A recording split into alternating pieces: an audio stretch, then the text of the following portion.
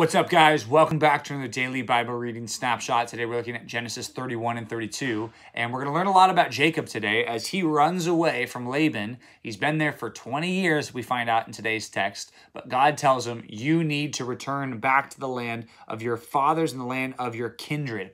Go back to the land where Abraham and Isaac used to live. Go back there. So, remember, Jacob has been for 20 years in the land of Abraham's ancestry. Now he's going back to the land of Canaan, the land of Israel. So as he goes, God is prospering Jacob. God has given Jacob so many good things, and he recalls that, and he remembers that. And that's a big part of chapter 31 today.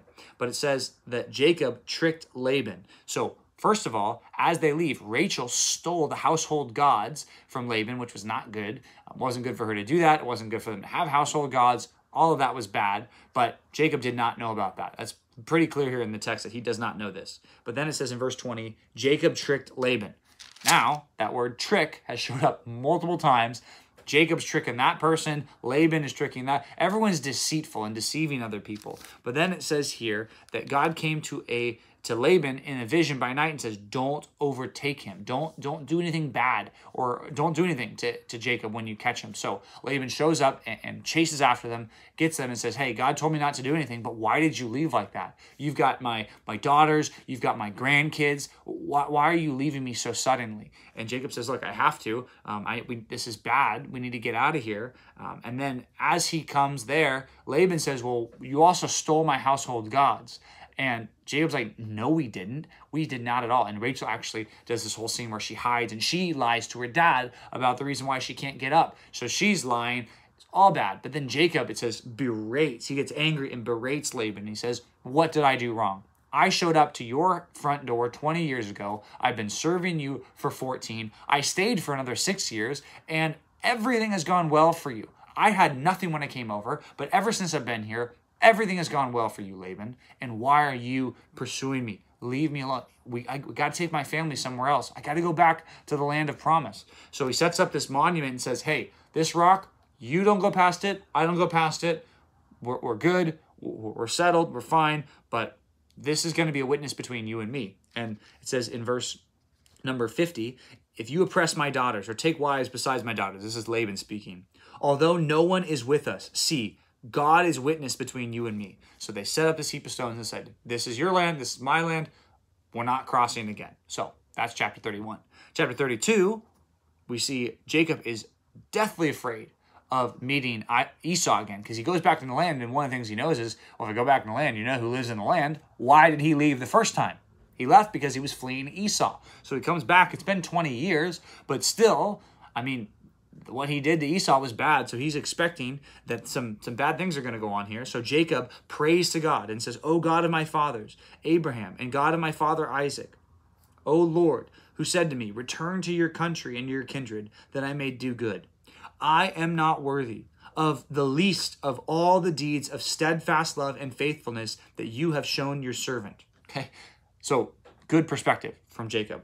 He says, for only with my staff I crossed this Jordan, and now I have become 2 camps. He has 12 kids. He's got this whole army, it seems like, of people. He's got all this stuff. He has huge flocks. He just crossed with his staff. That's all he had. All he had was his walking stick. Now he comes back with 2 camps. He says, I'm not worthy of any of this, God. This has all been your promises and your steadfast love and your faithfulness. So he says, I'm scared of Esau, though. Please deliver me from the hand of my brother Esau. I fear him, that he may come to attack me. And also the mothers with the children. I don't want him to kill my family. God, please protect me.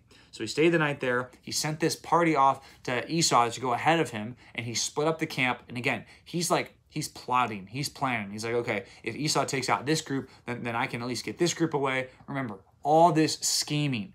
Now, is planning wrong? No. Is scheming wrong? Perhaps, maybe. And then we find here, Jacob wrestles with God. And after this, we see no more scheming. We see Jacob just trusting God and doing what he says. Abraham was not much of a schemer. Isaac, not much of a schemer, but Jacob was. And Jacob kind of lived and died by the sword, so to speak, of scheming. He succeeded by it, and he was oppressed by it.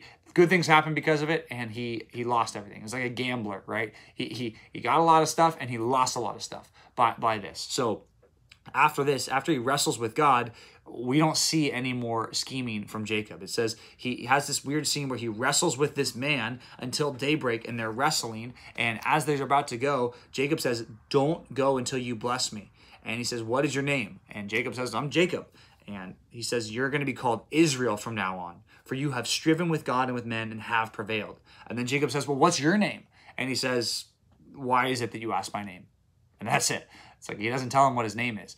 But that response, "Why do you ask me my name?" is a similar response that God gives in other times when the angel of the Lord shows up, specifically Judges 13, when Samson's parents address the angel of the Lord and say, "What's your name?" And he says, "Why do you ask my name?" Seeing that it is wonderful. Like it's wonderful. I can't even tell you my name. It would destroy you. So we see this is clearly God that is happening here. It says that ever since then, the Israelites don't even eat the hip socket because God touched him in the hip socket, and he has to limp for the rest of his life. So this has very special significance to the Israelites. What's the point? He is a schemer. He's a planner. It's not until he learns to trust God and he wrestles with God that finally Jacob lives righteously as he should live. And we're going to see the blessings that he's going to see in the next chapter when he starts doing that. So in the New Testament today, we're looking at Matthew chapter 10, the second half of this chapter. Jesus has just explained to the disciples that they're going to be persecuted, that bad things are going to happen, but they need to endure to the end and they'll be saved. They don't have to worry about what takes place in the next life because Jesus has got them. Then Jesus reminds them, a disciple is not above his teacher, nor a servant above his master.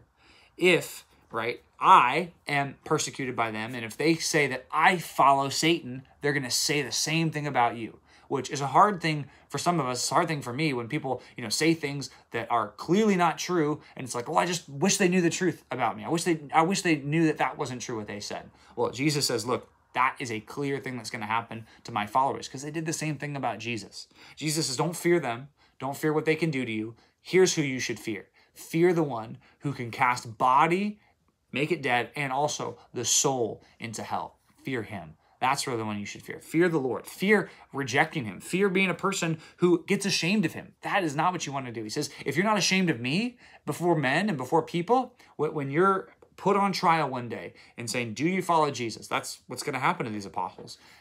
When they're put on trial, Jesus says, look, if you're going to be ashamed of me, I'll be ashamed of you before my Father. But if you're proud of me, if you say, yes, I'm willing to stand with you, when God talks to me about you, I'm going to say, that's my person right there. I'm not ashamed of them. That is a huge promise, an undeserved gift that we can have.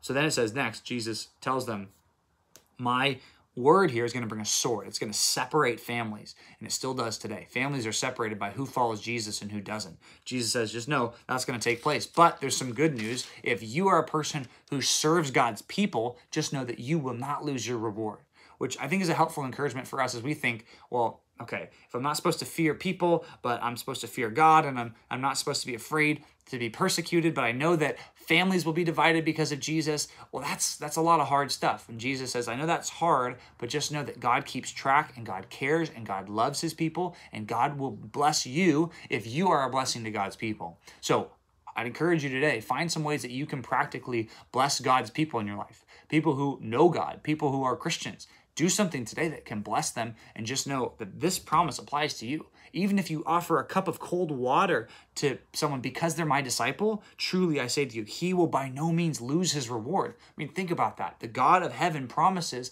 that even the little tiny things that we do to serve his people will be taken note of and rewarded. That's encouraging to us to serve his people even better today. So thanks for reading. We'll see you back tomorrow for another daily Bible reading snapshot.